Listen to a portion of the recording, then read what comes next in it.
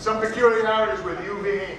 Usually the viscosity does not change, but it should be measured before you send it to press, and then when it's returned from the press and back into inventory. And if you see a discrepancy, the person who's managing the ink, and it could be the operator, it could be the owner of the company, it depends on the situation. But if you see a difference between the viscosity when it went to the press and it came back, find out why. Other peculiarities.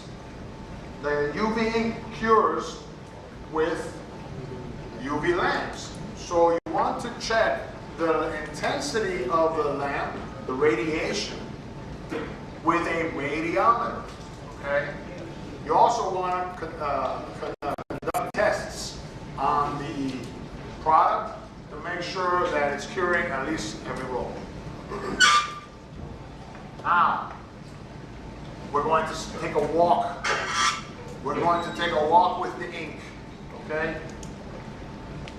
So drying and curing speeds are variable. Okay? They tend to be optimized. We're talking about ink, optimized for press speed. So here's what I mean. Perhaps I have an inline converting process that mandates that I run at 20 meters per minute. I may have a specially formulated ink for that, because an ink that's formulated to run at 100 meters per minute dries too quickly at 20 meters per minute and converts it, okay? So now, they're optimized for press speed. Optimization is an act or process or methodology of making something as fully perfect, functional, effective as possible. So, you know, we'll hear that term, optimization. When you optimize something, you make it about as perfect and ideal for that given set of conditions. Now, here's what happens, the walk I told you about. At a given press speed, the ink on the anilox transfers to the surface of the plate. Not all the ink in the anilox cells transfers. The cells are partially depleted. And so now you have partially depleted cells and full cells returning to collect ink. Each, and one made, the one with less, the one that are partially depleted, you have to make sure that does not dry in the cells.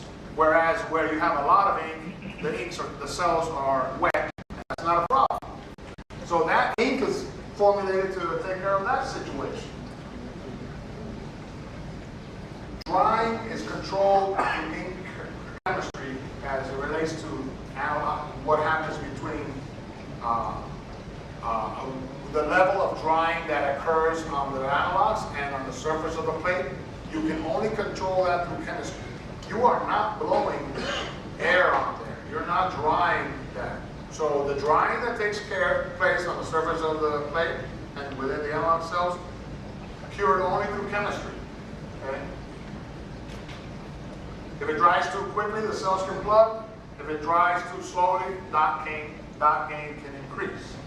Now, the ink film on the plate has been transferred, and when an anilox roll has little holes, most people know that, right? Well, those little holes are shaped like gumdrops. If the anilox roll goes onto the surface of the plate, you don't have, at the initial first instant, you don't have a smooth layer of ink. You have gumdrops on the surface of that thing, but then it flows out, okay? That drying and how quickly it flows out and all that, again, it's only controlled through ink chemistry, or the level of how tacky it becomes in that interval.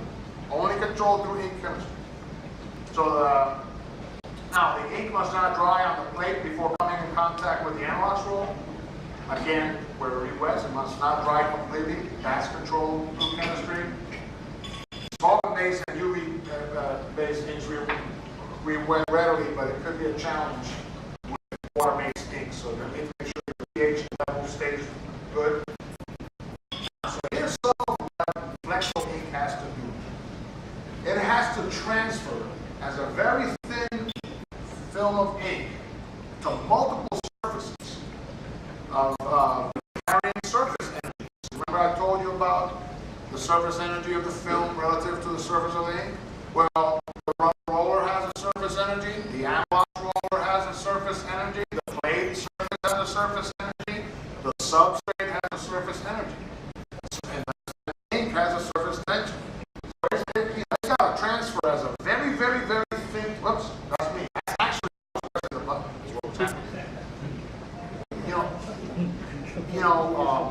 It has to, all those surface energies differ. You're transferring, let's say, 50% of the ink film from the anilox to the plate, and then 50% of the ink that's on the film, the plate will transfer to the substrate, leaving you about 25% of the anilox volume.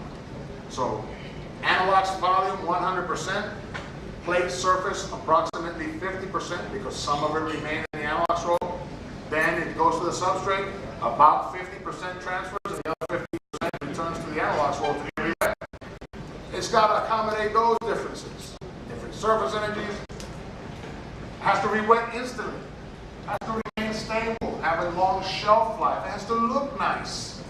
Has to maintain correct color during the print and while it's on the product. It has to adhere well and remain on the product for a long time. It has to resist physical and chemical attacks. Flexo ink is very, very busy. Now, two-roll versus doctor chamber. Some of you may have a two-roll system. 5 minutes?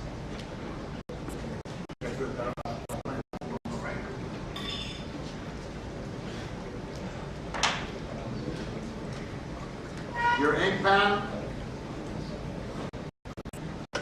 rubber roller, transfers to the anilox roller.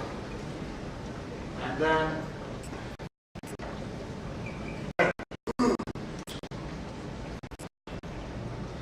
this is without a doctor plate. It's, to put it simply, the doctor plate goes against the anilox roll and it shears away all the ink except leaving behind what's in the cells. So you have the finger here, and the doctor plate shears it, and the only ink in the cells, right? Well, with if you don't have a doctor plate and you have instead a two-roll system, the rubber roller against the anilox roller is actually doing the metering, or controlling how thin that ink is. As viscosity increases, more that goes through that roller. There's a hydraulic force that increases. In fact, speed, press speed, the faster the press goes, the more ink forces through there and the changes. So with a two-roll system, you have greater variability in the press speed. That does not happen with documents. So it's very important if you have a two-roll system, you want to optimize the press speed for every product, you operate at that press speed. Or once you set up the job and you got it right,